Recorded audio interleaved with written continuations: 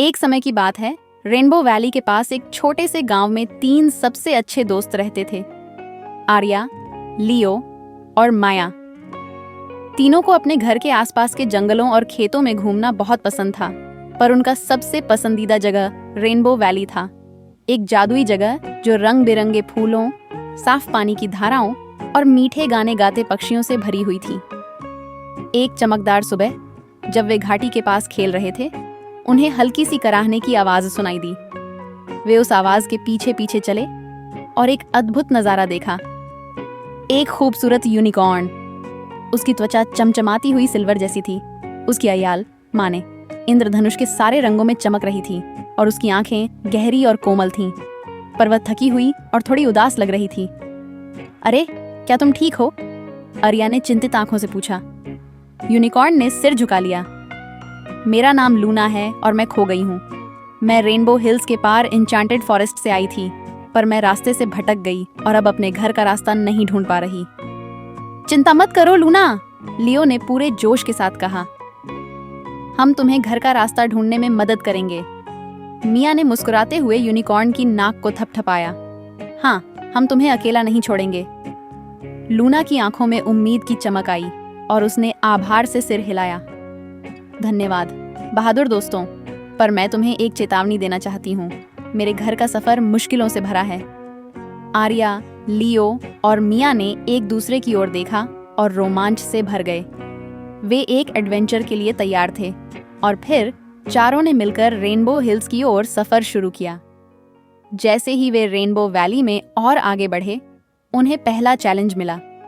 एक चौड़ी तेज बहती नदी उनके रास्ते को रोक रही थी। जिस पुल ने कभी नदी के ऊपर से रास्ता दिया था, वह टूट चुका था। अब हम कैसे पार करेंगे? माया ने सिर खुजलाते हुए पूछा। लियो ने कुछ देर सोचा, फिर नदी के किनारे कुछ बड़े सपाट पत्थर देखे। हम इन पत्थरों पर कूद कूद कर पार कर सकते हैं, बस फिसलना मत। एक एक करके उन्होंने ध्यान से पत्थर पर कूदते हुए नदी पार की। लूना ने अपनी ग्रेसफुल छलांग से आसानी से पार कर लिया और जल्द ही चारों दोस्त दूसरी तरफ सुरक्षित खड़े होकर एक दूसरे के लिए खुशी से चिल्लाए। उनका सफर जारी रहा, जब तक कि वे घाटी के एक हिस्से में नहीं पहुंचे, जहां ऊंचे मरोड़े हुए पेड़ थे जो एक मेज भूल भुलैया जैसा बना रहे थे। जैसे जैसे वे अंदर जाते गए, जंगल और गहरा होता गया और उनके आसपास अजीब अजीब सी परछाइयां नाचने लगीं। हमें पास पास रहना चाहिए, आर्या ने फुसफुसाते हुए कहा, अपने आप को बहादुर दिखाने की कोशिश करते हुए। लूना का सींग हल्की रोशनी में चमक रहा था, जिससे उन्हें मेज से बाहर निकलने में मदद मिली। जब वे सोच ही रहे थे कि वे हमेशा के लिए यहाँ खो जाएंगे, तभी उन्हें सामने एक खुला रास्ता दिखाई दिया और जल्द ही वे फिर से धूप में वापस आ गए। धन्यवाद लूना, तुम्हारी रोशनी ने हमें रास्ता दिखाया, मिया ने यूनिकॉर्न की गर्दन पर गले लगाते हुए कहा। आखिरकार वे रेनबो हिल्स के नीचे पहुंच गए, पर जैसे ही वे चढ़ाई करने वाले थे, उन्हें एक तेज गर्जने की आवाज सुनाई दी।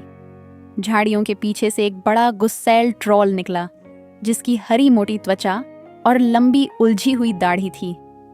मेरी पहाड़ियों पर कौन हिम्मत करके आया है? उसने गरजते हुए कहा। तुम तब तक नहीं जा सकते जब तक कि तुम मेरी पहेली हल नहीं करोगे।